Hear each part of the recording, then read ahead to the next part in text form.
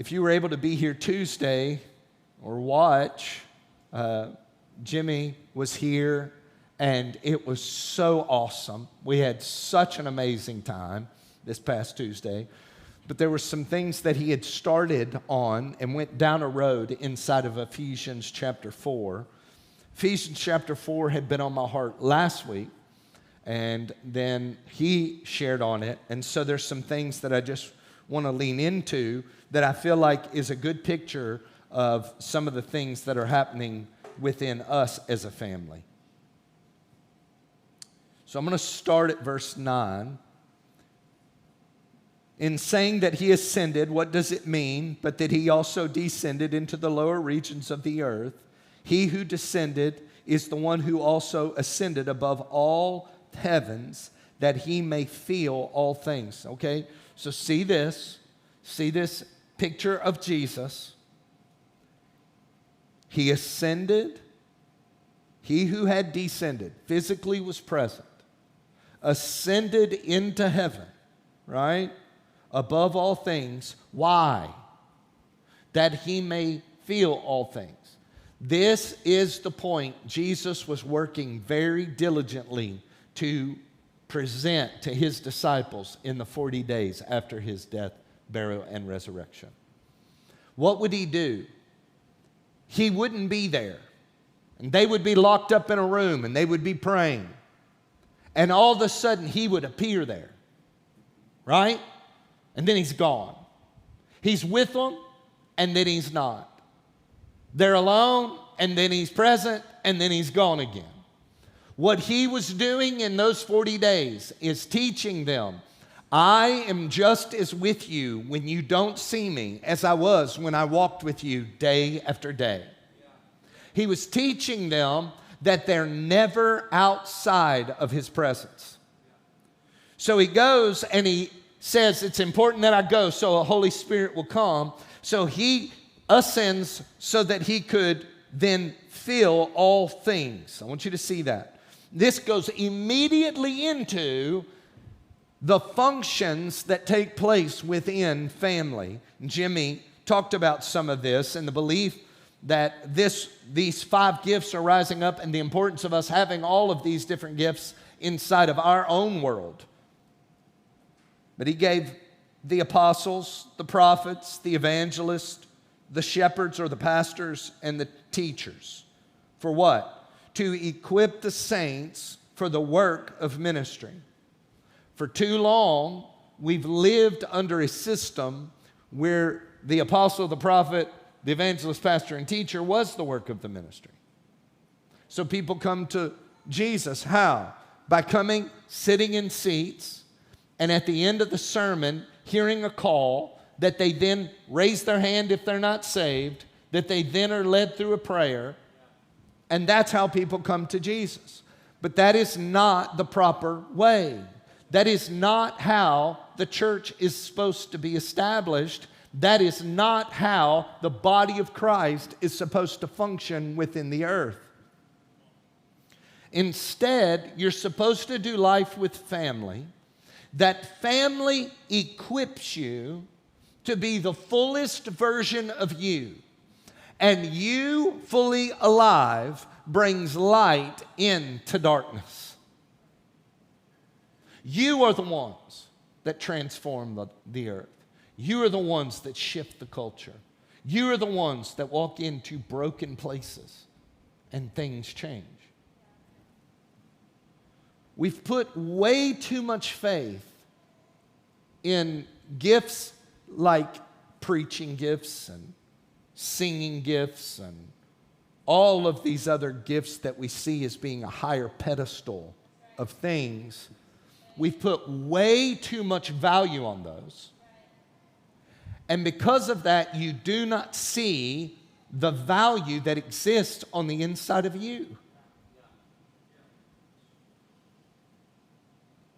There are times that God has me to talk to people, and I remember me and Stephen Tidmore were having a conversation, and as I'm talking, I feel like the Lord just starts giving me these ideas for him. There's such a heavy calling on his life, and his family. And I'm just believing for him to just be able to just be free to just 100% express it in the earth, because we need it. And I was talking to him, and it's like these ideas just started coming, and I'm sharing with him. And he's like, my goodness, Brad, like these business ideas, these thoughts you have, why don't you go do that? Like, why aren't you doing some of these things? Like, you could be living in the freedom you just pointed me into. Number one, he runs and goes and does it. And there, I can't wait to see all that God's got for you guys. But the second thing is, I left there and I was like, God, am I like, have you equipped me with a gift when it comes to business that I am somehow like hiding under a basket and not using, and that you would open up doors and that me and my family could flourish in a different way? And I immediately heard the Lord say, Brad, your role is to equip my family. Your role is to invest into them. Your role is to build them up to the fullest version of who they are. And the answer is, what Stephen hears when he's talking to me is not me with all of this wisdom and knowledge God knows. What he's hearing is Holy Spirit saying, Stephen, you have no idea who you are. Sarah, you have no idea who you are.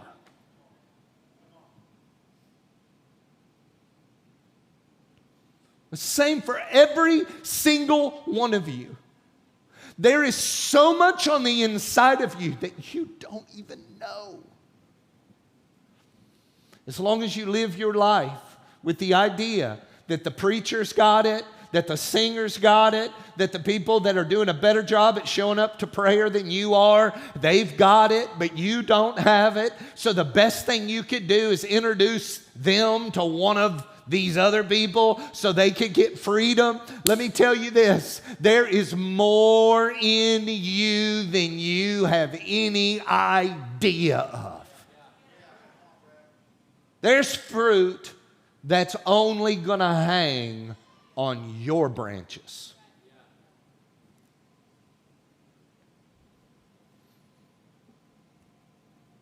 For the building up of the church, the equipping of the saints for the work of ministry, the building up of the body of Christ, verse 13, until we all, say all, attain to the unity, say unity, of the faith and the knowledge of the Son of God, to mature manhood, to the measure of the stature of the fullness of Christ, so that we may no longer be like children, tossed to and fro, waves carried about by every wind of doctrine. That right there, I won't belabor it, but it is one of our 4 pillars, doctrine. Guys, never get to where you hear doctrine or you hear teaching, and that's somehow one of the pillars of us that bores you. Like, the Bible is very clear, my people perish for a lack of knowledge. Don't be pushed away by the word, right? Desire to know the truth. Desire to know what it is he is saying and what he wants to teach you and instill inside of your life. Every wind of doctrine by human cunning, by craftiness and deceitful schemes, rather speaking the truth in love, we are to grow up in every way into him who is the head, into Christ, from whom the whole body, joined and held together by every joint with which it is equipped, when each part is working properly, makes the body grow so that it builds itself up in love. So we are a body. Our connection, our unity will result in us fulfilling the mandate of Jesus in the earth. He's the head. We are his body. Do you understand how big of a statement what I just said is? He is the head. We are his body. Do you understand how big of a deal that statement is?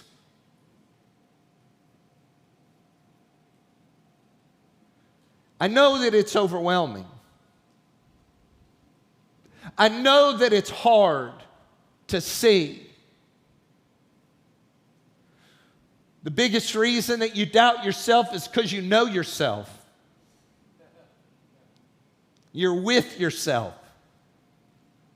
You know your limitations and your faults, your struggles. Sometimes you want to do what's right, and sometimes, well, you want whatever you want. Here's where we find our victory. We do not find our victory when we finally get ourselves in check. We find our victory when we find ourselves in family. And let me tell you,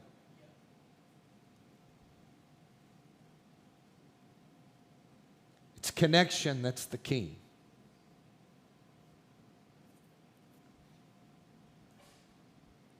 I want to go through this for just a second. Look with me in John chapter 15.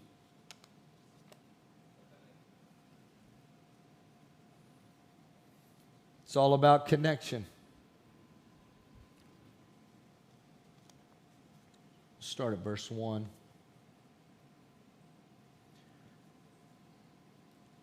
I am the true vine, and my Father is the vine dresser. Every branch in me that does not bear fruit, he takes away. Every branch that does bear fruit, he prunes, that it may bear more fruit. There's your good news. You get cut on when you bear fruit. You get cut on when you don't bear fruit. Don't run from correction. He chastens those he loves. He's working on us all. And the more that he reveals to you, the more he reveals the truth to you, the more that he adjusts you, the more fruitful you will become. Already you are clean because the word that I have spoken to you. Abide in me, and I in you. As a branch cannot bear fruit by itself unless it abides in the vine, neither can you unless you abide in me. I am the vine, you are the branches. Whoever abides in me and I in him, he it is that bears much fruit. For apart from me, you can do nothing. So it's in abiding that we bear fruit, and it's in disconnection that we produce no fruit. So what is the key to fruitfulness? Is it perfection? Is it you got it all together? Is it you finally got your devotional life right? Is it you finally got over your sin cycles? Don't worry, I'm going to get there. Is it the result of you took care of all of your stuff, got all of your past mended? You went back through your Rolodex of sin and went and made it back up. You like purgatoried yourself all the way up through and got yourself in right standing to where now you can bear fruit in your life. Connected, you bear fruit. Disconnected, you have no fruit. It's that simple.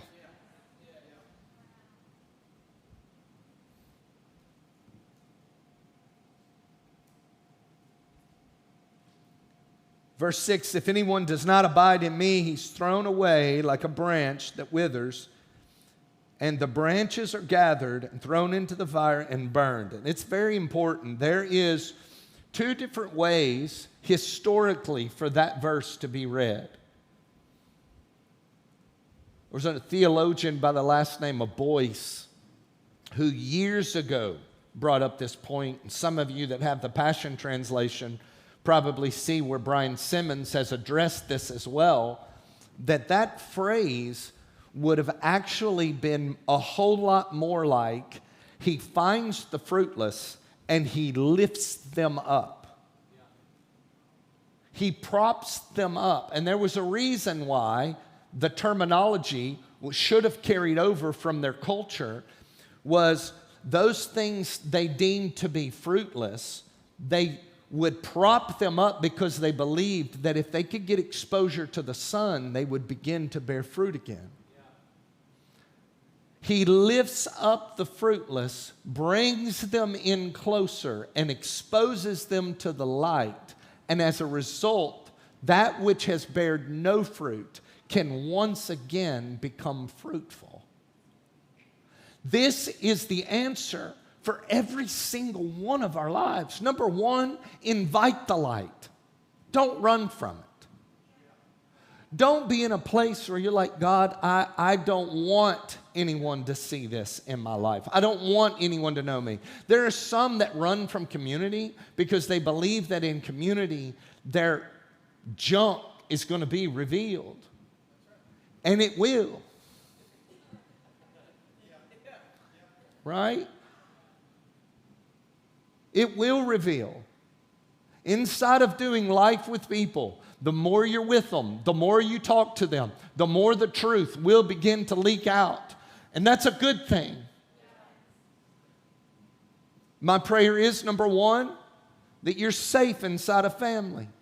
I believe that the doctrine that we have learned and live makes it to where you can't be anything but safe. And let me tell you why.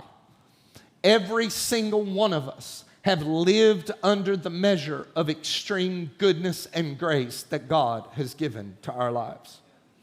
We live with the principle of a culture of honor, meaning we celebrate who people are without tripping over who they're not. We live in a culture where we do not give up on people. We don't throw people away. He didn't quit on us, we don't quit on each other. Well, what if they do it 99? Well, you just get over it and you do it again. And you give grace again. And you get tired of it. I know. It gets on your nerves. I know. And you know what you do? You go get alone and you say, I wish that knothead would... They could be bearing some big old fruit if they would just quit being stupid. Right? You kind of dust it off and you go back into, man, I love you. I believe in you. I am the cheerleader on the sideline of your life.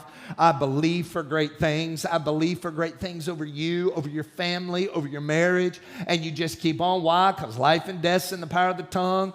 And I'm going to just speak. I'm not going to be bad-mouthing you behind your back.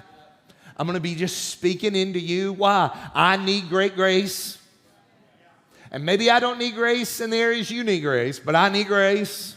And whatever measure I meet shall be measured back to me. We believe in the love of God. We believe in His redemption. We believe that He is astounded and that He loves us as we are and not as we should be. And because of that, His love doesn't leave us as we are. We believe in these principles so strong that if I see God that way, it makes it impossible for me to not operate that way with you. And in fact, when I'm not operating that way with you, it is an indicator that I do not see God that way.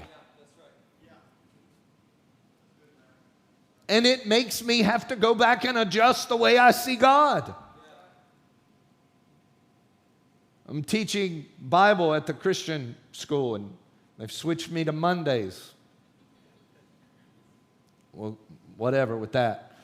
So I'm going to go in, and my starting point is you need to have the right starting point. Because all of these things that you're going to try and come with to give the character of God, and you're going to use the word to say what He thinks about the sinner and condemnation and devastation and woe to you and all of that. Guys, all of Scripture has to have the right starting point. It has to have the right foundation. It has to start with the right perspective of God. And we have twisted it from Genesis, from the first 3 chapters of Genesis. We got it all twisted. When you have a starting point, that is, the moment man did what God told them not to, they were banished, then you have the wrong starting point. That isn't how the story played out at all. God told them, I gave you everything. Don't worry about eating from something that tells you what is good and what is bad. Just walk with me. That's all you need. I don't need to tell you what's bad. If you're walking with me, you won't be in the bad. Because I don't go to the bad. So you just stay near me. Right?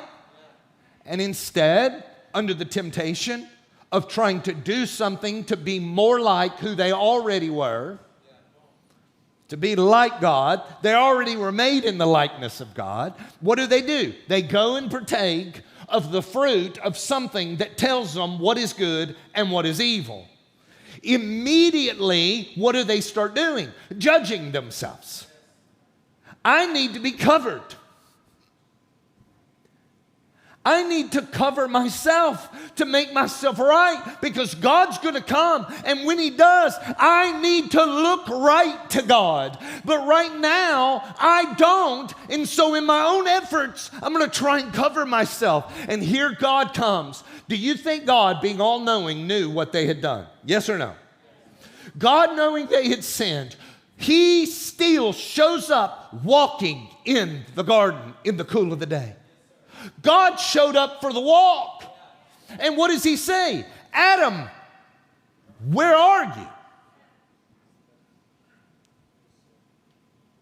Was it God that didn't show up for the walk, or was it man that didn't show up for the walk?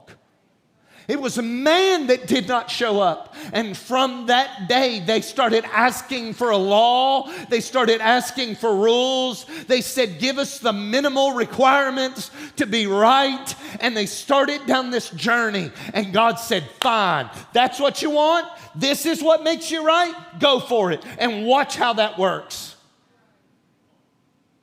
Because at the end of the day, all He wanted was for them to actually get back to the walk. But if it was about perfection and you had to have it all figured out, you had to go through the whole formula, and you had to have done all the things before God could do that, then someone explain Enoch to me. All we know about Enoch is that he walked with God. And there is a whole long list of this one lived, then they lived, then they died. They lived, they died. We can go through all that, but we won't. They lived, they died. They lived, they died. And then you get to Enoch, he lived. And he lived 365 days. And he walked with God. And one day, he didn't come back from the walk. What happened? He redeemed. He went back to what his great-great-great-grandfather had abandoned, which was the walk and the proximity to the Lord. He found the lost path.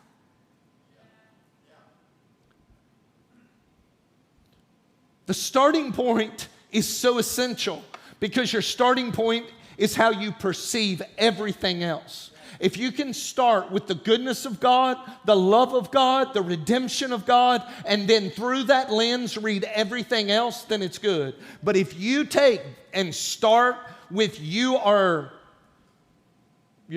totally depraved, or you're the wretched, or you're the worst, if that's the starting point, then everything after that is a misunderstanding of the true heart nature of God. Yeah? Why is this important that you know? Because as you know, you project. And inside of family, there is safety for exposure to the light. And that exposure to the light and the understanding that He will draw you close in your lowest days. You have to believe that. You have to believe that He will pull you close to Him in your fruitless, worst days. He is willing to say, come here. How many of you moms and dads, your son did everything he shouldn't at school, failing, didn't clean the room, didn't do what they were supposed to, dishes still ain't taken care of, did not, would, if your child came running to you with their arms up, how many of you would say, I reject you until you go get those things done? You do not get an embrace from me until you go fix your stuff. When you go get all your things together, then you can come back to me. I would hope that the answer is none of you. And if that's the truth, then we cannot embrace a gospel that makes us out to be a better mother or father than God is.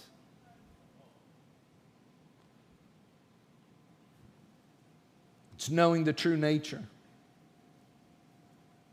Verse 7, if you abide in me and my words abide in you, you can ask whatever you wish and it'll be done. By this my Father is glorified, that you bear much fruit and so prove to be my disciples. As the Father has loved me, so I love you. Abide in my love. And if you keep my commandments, you will abide in my love, just as I have kept my Father's commandments and abide in his love. These things I have spoken to you, that my joy may be in you, and that your joy may be full. This is my commandment. Love one another as I have loved you. Be with each other as I have been unto you.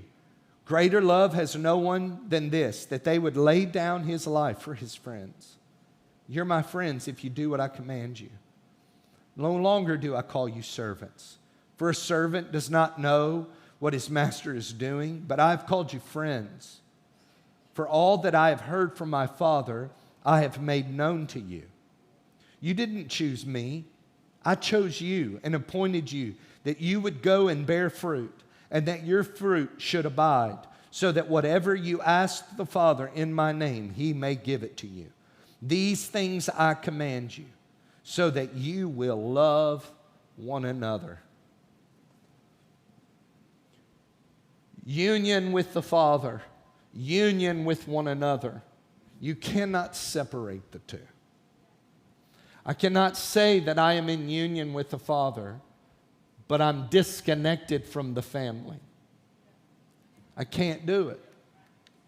In fact, my union with the family is my earthly evidence of my union with the Father. How I operate with you is the external fruit of how I'm functioning with the Father. A good example of that is, how can you say that you love your father who you can't see when you don't love your brother who you do see? That's why there's a whole company of people that say it's just me and Jesus. I don't need church. I don't need a structure. I can just do it on my own, and I'll have communion in my living room, and that'll be what I do. Guys, that is a lot easier, because I don't have to put up with anybody's junk if I just do it in my living room. The only junk I'll have is my own. And our junk don't stink to us.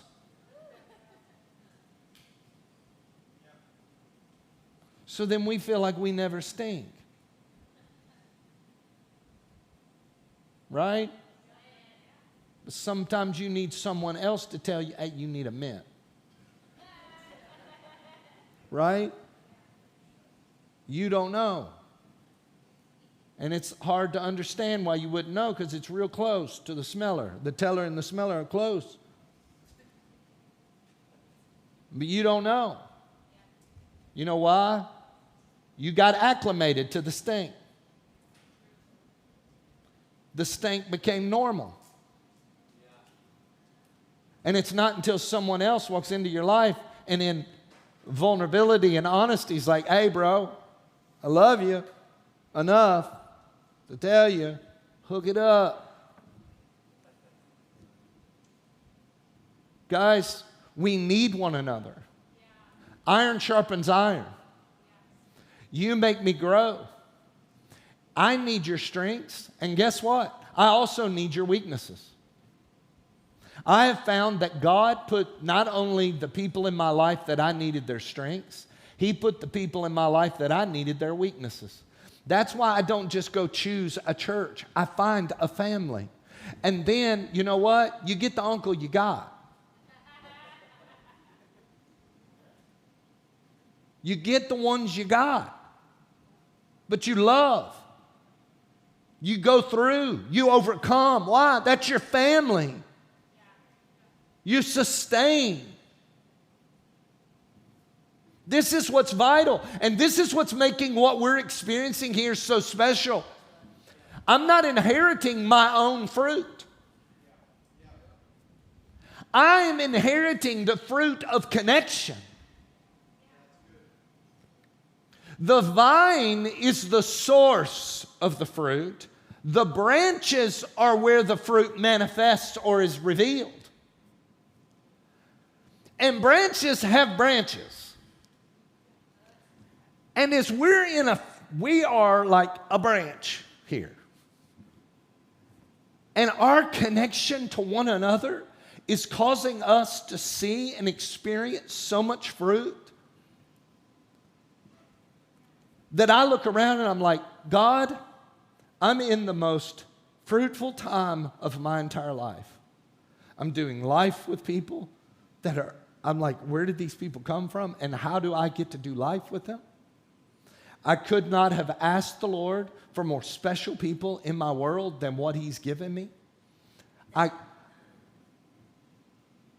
come into worship and I sit here and I'm just like, I love worshiping with y'all. Like y'all worship Him like He deserves it. And that's all I've ever wanted, ever in my life. I watch as no drama exists, and if any issue rises up, like y'all don't need me. It's like, hey, that ain't how we talk about one another. It gets shut down so quick. People that do gossip or get divided, they start feeling like, I don't feel like I fit in. No, you don't.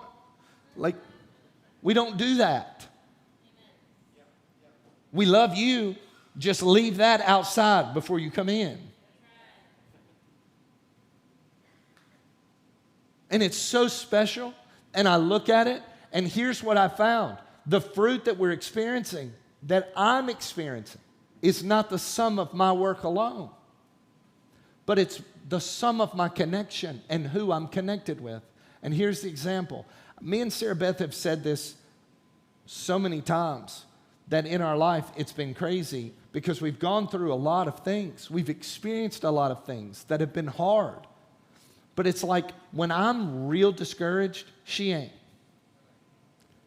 And it's the vice versa. And that helps us sustain one another. Thank God we've never been at the place where both of us are like, man, bump it all.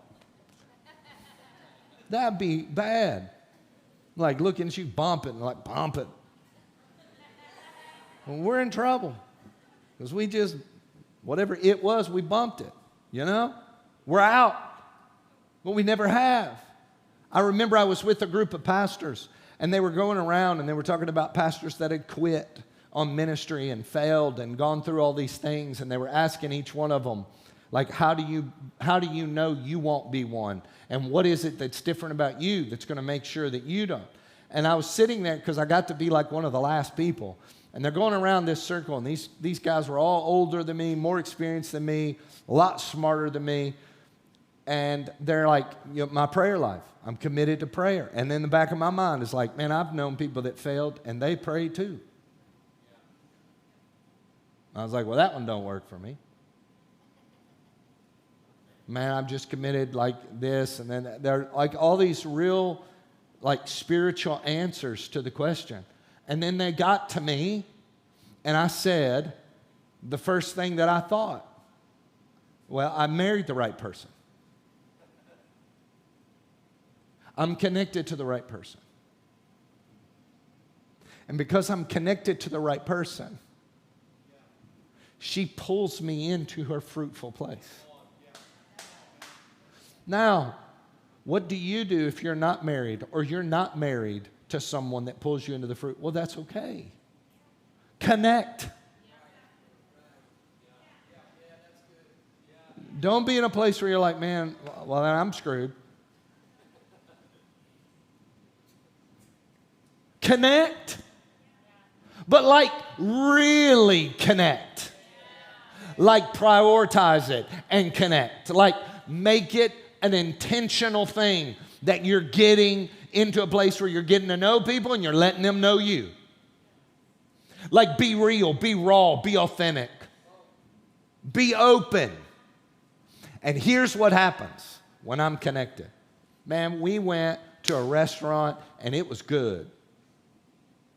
And Jimmy and them were in town and we all went and Scott was there and he was with us and we go up and this place had like brisket hamburgers and all of this kind of stuff and we're like, man, what are you going to try? We've never been here. This place is awesome. This is so cool. I'm going to try this. I'm going to try this. I'm going to try that. And we get to Scott. I'm like, what are you getting? Nothing. I'm like, what are you doing? What are we? I know I'm putting you're losing your blessing right here. All right. That stinks, man, because as soon as I tell it, your blessing's gone.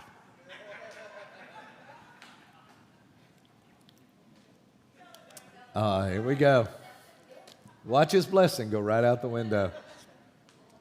Well, we're sitting there, and he's like, no, I'm not going to eat. I'm like, why are you not eating? Don't want to answer like all of us. Like, if you're doing something spiritual, you don't want to tell. I'm like, oh, don't mind me. Don't mind me. I'm just in the place of prayer. But Scott was like, man, to be honest, it's hard. But I made a covenant with my brother that today we would both not eat. And he's like, so even though he ain't here, I ain't going to eat. And you think about that. Scott didn't make that agreement with Jared, he would have been eating. And he wanted to eat. Everything in him wanted to eat. But why did he not? Because he was in covenant with someone that was saying that I'm in a place right now where I'm pursuing God and pursuing some answers on some things. And he said, well, then I'm with you. His connection pulled him into a place that he would not have been on his own. And that's what happens inside of us doing life as a kingdom family. I'll have days where I'm not married to the place of corporate prayer. I'm like, man, I don't even want to do it. I just want to go do something else. But guess what? When I'm like that, Aaron will be like, I'm holding down the fort. My connection to Aaron says I'm not okay with Aaron doing it alone.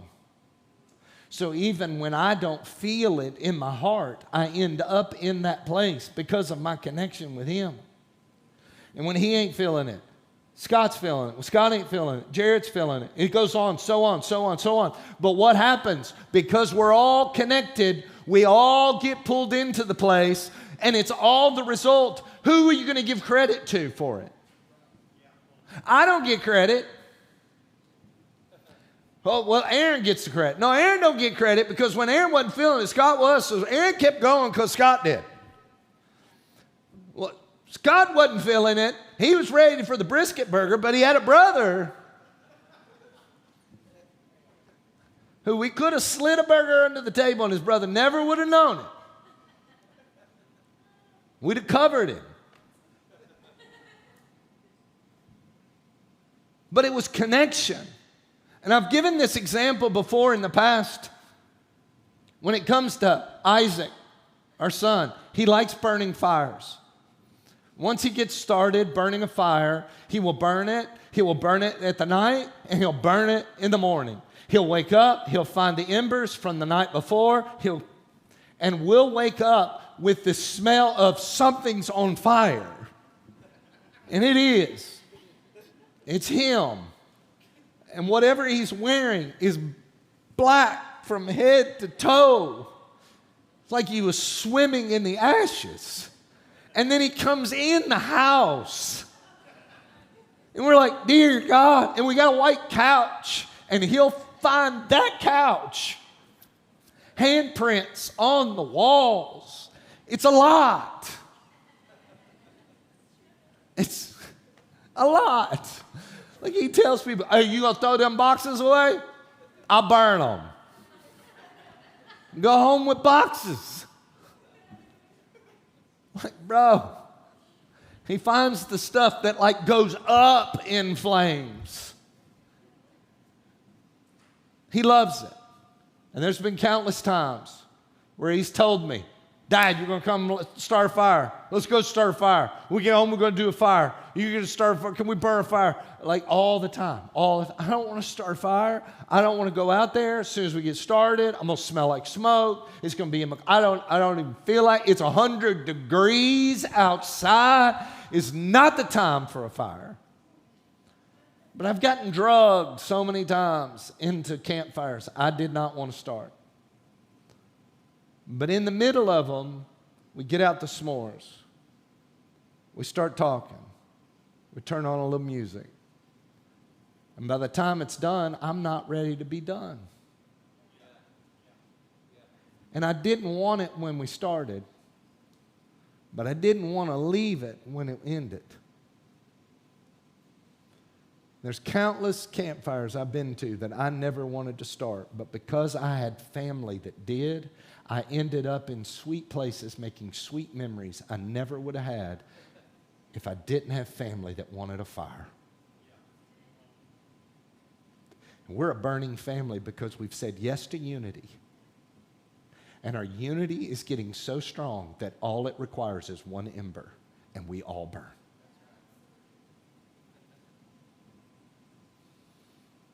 That's what happens in unity. That's what happens in union. We don't all have to be the superheroes.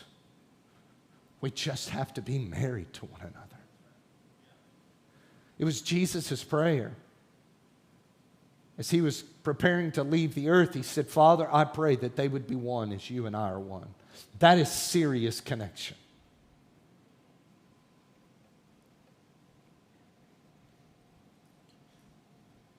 Fruit is the result of connection. That word, he said, abide. It means to remain. It's in reference to a place. It means to sojourn, to tarry, to not depart, to continue to be present, to last, to endure, to remain as one. There are so many people that have overcome things that would have destroyed others 100 times over, and all they got to that place by doing is nothing. They couldn't figure it out. They couldn't figure it out on their own, but they stayed. They stayed in family. They stayed in connection with people that were giving life. And the secondary consequence was they ended up into the place of fruitfulness that they could have originally thought was out of reach. Fruit is a result of connection. Fruit isn't tied to striving or to try harder. Connection is simply tied to this, awareness. Here's what I would say. It's like if I come up to you, Aaron, and I say, here, I'm giving you my phone, all right? There you go. You've got that for 30 days, all right? I want you to take care of that. I want it to be on you at all times. If I call, you answer. All right? And I want you to make sure that when I ask for it back, you've got it and you give it back to me. Make sure nothing happens to it. If you'll do that in 30 days, I'll give you $1 million. Who's up for the gig? How would you approach that? How would you approach that phone? You'd take that phone. You put that phone in your pocket. You'd be thinking about it. Everywhere you go, you're thinking about it. You're aware. Even when you're not thinking about it, you're aware. It doesn't have to be on the top of your mind. It'd be one of those where you're like, shower with it like this away.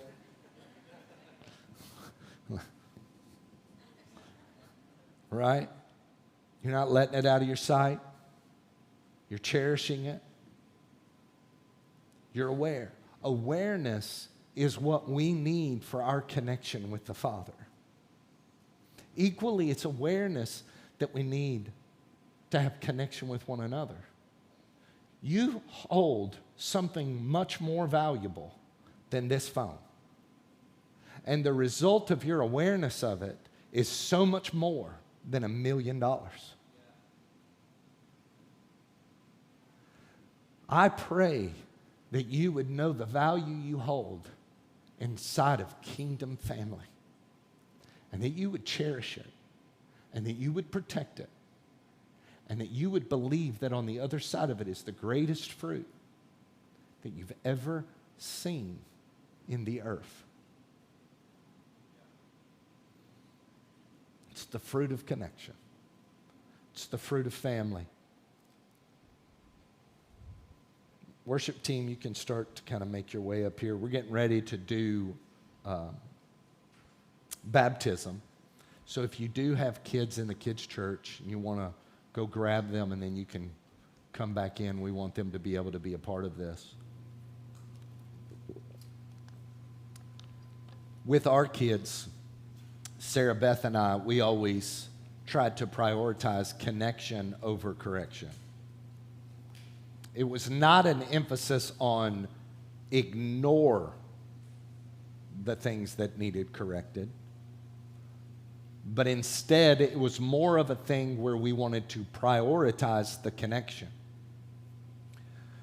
Meaning, if I had my child's behavior but I didn't have their heart, then the moment they're not around me, the behavior is going to change. If it's all connected to fear, if it's all connected to punishment, then I've done nothing to change the nature of the child that God's trusted me with. I more so want the heart of my child. I want their heart to be knit with mine to the point where they say, man, I don't make these decisions because of love, not because of fear. Because here's the reality. Connection corrects. All Adam needed was to come back to the path. Reconnect with the one he had disconnected from. And had he come back into that, it would have pulled him away from the ways that would have led him away. It's all about connection. Guys, union with the Father, union with one another. It's how we inherit. The children of Israel were given the promise of the inheritance of the land with fruit so big it took 2 men to carry a bundle of grapes. Put a stick through it, put it up on your shoulder, and the other guy have it on his shoulder. Big time fruit. But it was not going to be the result of their gardening. It was not going to be the result of their effort. It was not going to be the result of their work. It was going to be something they inherited from the Father. It was His gift to them. The children of Israel did not inherit that land 3 tribes at a time. They didn't inherit that land in a way where it was like, hey, 6 of us got it, or the rest of. No, you could not obtain the east and ignore the west. They all went together. They all possessed together because the promise was for them all. The promises God has over your life, it's a corporate promise. And it's an inheritance that I say, I have to go with you. I can go quick alone, but I'll go far together. This is the inheritance of the saints. I want to say this as we prepare for baptism because I do feel wind on it. You know, the children of Israel came out of bondage, came out of slavery to Egypt. And what do they get after all the different things that take place and they're believing to come out of it and the plagues and all of those things? But they are coming out. They've been given the word. You're coming out of the bondage. You're coming out of slavery. And they go and they get up to the water. And what is happening? The enemies they thought they had left had now decided, no, we're going to come back and we're going to chase you down. We're not going to let you go into the freedom. We're going to bring you back into slavery. We're going to bring you back.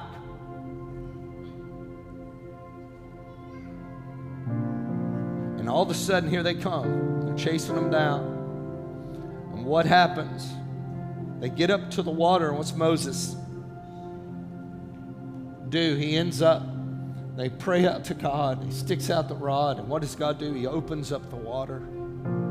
He opens the water in front of them, and they pass over on dry land. They get over to the other side. Enemies hot on their trail. And what happens?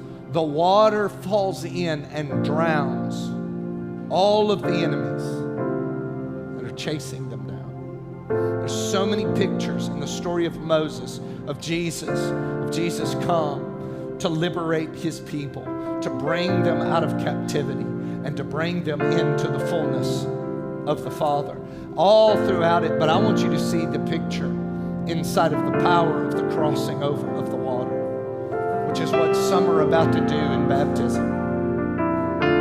Because the baptism is the picture of we are dead with Christ, but we're raised to life again in Him. But I also want you to see something in the spiritual context of what happens when a person goes into the water. Because they may have enemies that have been chasing them down for years and years and years of their life. Things they thought they would never get past, that they would never get over. But I'm believing that those things will die in that water. Lies that have tormented, things that have tried to snuff out the truth and the fruit of who they really are, I believe those enemies die as they get to this water. I believe for this. Anybody else with me? I believe for the real them to come out. They may have gone in one way, but they come out another way.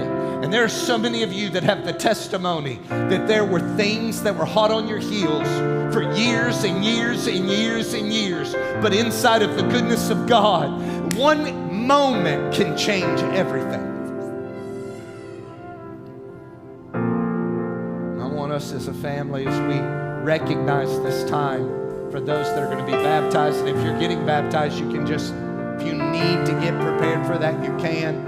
But I want you can just kind of start going by where Rick's at and just line up right there on that wall if you're getting baptized. But I want faith in this room. I want faith in this family. If you've known what it means to come into victory, I want you to believe for that for somebody else. I want you to believe that there is an inheritance of fruit inside of this that's more than just a ceremony. But it is them coming into victory. Can we stand to our feet all across this room? I want us to move into some worship just for a minute.